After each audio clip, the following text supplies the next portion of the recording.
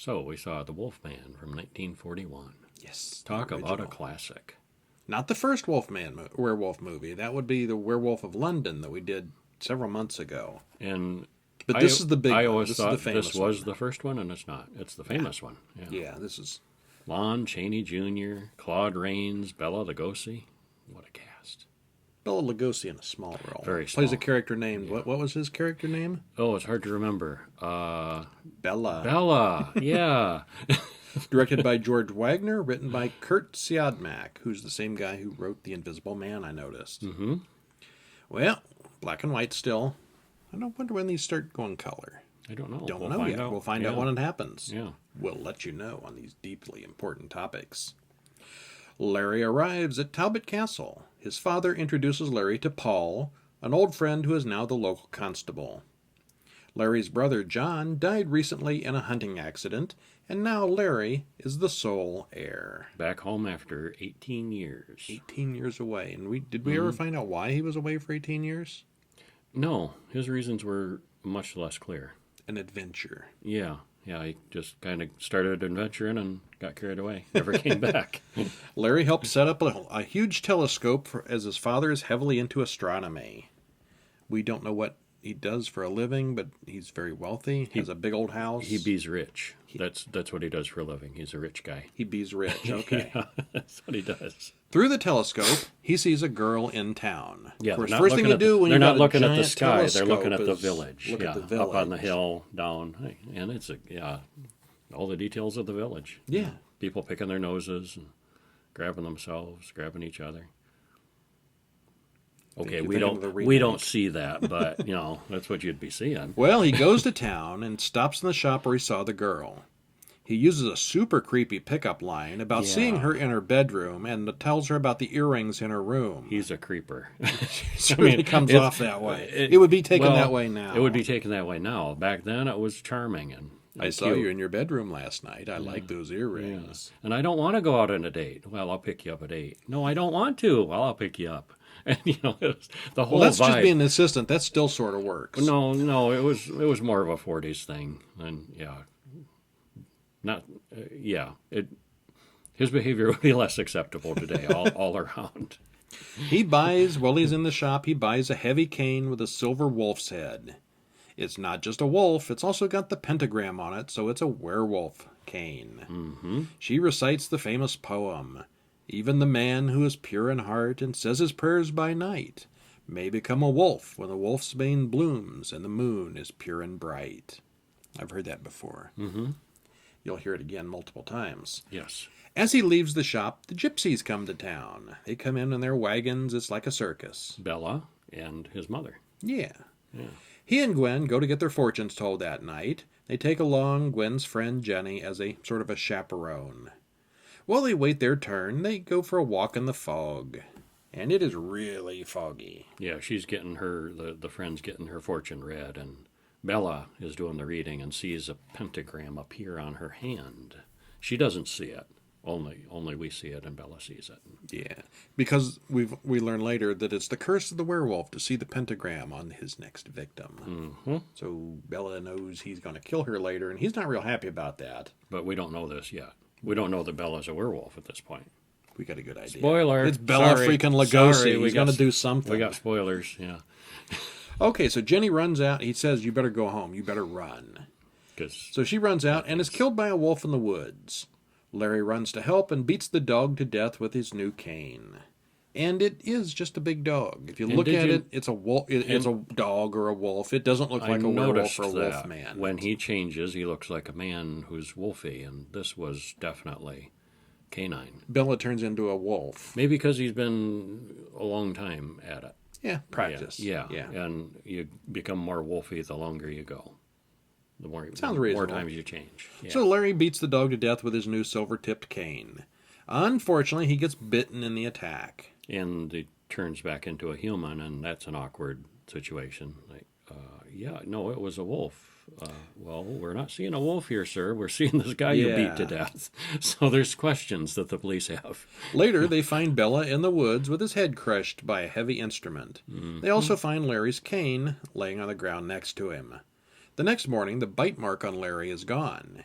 He gets bitten in the chest, and so he's trying to tell the police, "No, it was a dog. Really? Look, see, he bit me. Whoops, it's fine. It's not there." Oh, speaking of which, yeah, you video guys, we got these nice new shirts this week. Yes. The horrorguys.com t-shirts. Yeah. They look pretty good. The merchandising. Okay, well, anyway, the next morning, the bite mark is gone. Larry's father then explains it all away to the police, and his story makes a lot of sense, more or less. Money gets you a lot of leeway. Yeah, he says Larry and Bella went to Jenny's aid, and it was dark, and, accidents happen. Yeah, confusion, and Larry watches from the shadows as Meleva, the old gypsy mother, comes to talk to Bella's body in the crypt. Larry feels terrible about killing a man. Now he's starting to wonder himself. He knows it was a dog. But where'd this man come from? Mm-hmm. He doesn't quite know. He will learn. Yeah. Gwen's boyfriend, Frank, comes in, and his dog takes an immediate dislike to Larry. Later that night, all the gypsies from miles around convene to throw a funeral party for Bella. Larry finally meets up with the old gypsy woman, who explains things to him. Yeah, she gets the whole story in. Yep. She offers him a pentagram amulet to ward off the curse, but he doesn't really completely believe her. He tells Gwen all about this and gives her the pentagram for protection. He thinks it'll protect her from him, just in case. He doesn't believe it, but he sort of does, too. Yeah, just in case. He knows. Yeah. He can feel it. Mm-hmm. The gypsies, meanwhile, are all freaking out, leaving town. Larry runs home and starts examining himself as he gets hairier and hairier. Which I really don't understand the freaking out, because Bella's been a gypsy for how long? I mean, a werewolf, and maybe they kept it secret. all of a sudden, we don't know what his story was. Maybe they kept him chained up every month. Well, not that time. Not that night. Yeah. No. We don't know. Yeah, we don't know that. Kind of an odd reaction. Like, suddenly they're freaking out because this guy's a werewolf, but it was okay when one of them was. Yeah. What? Okay. So the Wolfman goes out to the cemetery and kills the gravedigger. Paul, the policeman, tracks the footprints to Larry's bedroom window, where Larry wakes up the next morning. He tells everyone that it's a werewolf, not a regular wolf like the police think. The doctor tells Sir John that there's something wrong with Larry, and he should leave town for a while. He's got this mental issues, he's under a lot of stress from killing Bella, and maybe he just thinks he's a little... Maybe he just thinks he's a wolf. Schizophrenia. Just a little touched, yeah. Mm-hmm. That night, the Wolfman gets caught in an animal trap. Oh, and what a trap. It's this huge wooded area. They set a trap, like one trap. Big old literally, bear trap. the spring-loaded. And guess who walks along and steps right in that one bear trap? Maybe there were others they didn't show. Maybe. But they made it look like they were just putting one. We're setting a trap. And they said a trap, not traps. You put it right in the middle of the werewolf trail, and they'll come right to it. Yeah, it was a lucky catch. The gypsy woman reverses the curse for a few minutes just to help him get out of the trap. He gets out of the trap just in time to avoid the hounds. Really dumb hounds. Mm-hmm, yeah. He walks right by them. Yeah, they get to the trap and sniff and like, oh, we don't know. Yeah. If dogs could talk. Yeah. He goes to see Gwen, and he sees the sign of the pentagram in her hand. So he runs out. Yeah. She's next. Larry tells everything to Sir John, who ties into a chair that night. Sir John has to go hunt with the men, but Larry tells him to take the silver-handled cane with him anyway, just in case. Good thing he did. Sir John confronts the gypsy woman, who fills him with doubt. The old lady tries to save Gwen, but Gwen won't listen. Gwen runs right into the wolfman. It's a giant forest, and of course she runs right to him. A lot of coincidence. And the wolfman attacks her. Sir John hears the commotion and intercepts the attack and kills the monster with the cane. It's so much easier to beat him to death with a cane than it is to use like a bullet. And then he becomes human again. And at the end, they oh, well, there was a wolf here, and he was he died heroically saving Gwen. The wolf must have attacked her, and Larry came to the rescue. Came to the rescue, and yeah, that's the story. The end. The end. Yeah. We'll never see the werewolf again. No, never ever. Well, the iconic foggy woods scene is nearly as well known as the story itself. And they certainly use that in this. They used it a lot. Uh-huh. Claude Rains is completely reasonable and sensible throughout the movie, offsetting Larry's whiny crybaby attitude. I thought he was really good as the father. Yeah? Yeah. If you're going to turn into a monster, that's the guy you'd want on your side. He's not all judgy like these guys usually are. Yeah. He basically Larry tells everyone that he's a werewolf, but no one believes him but the gypsy.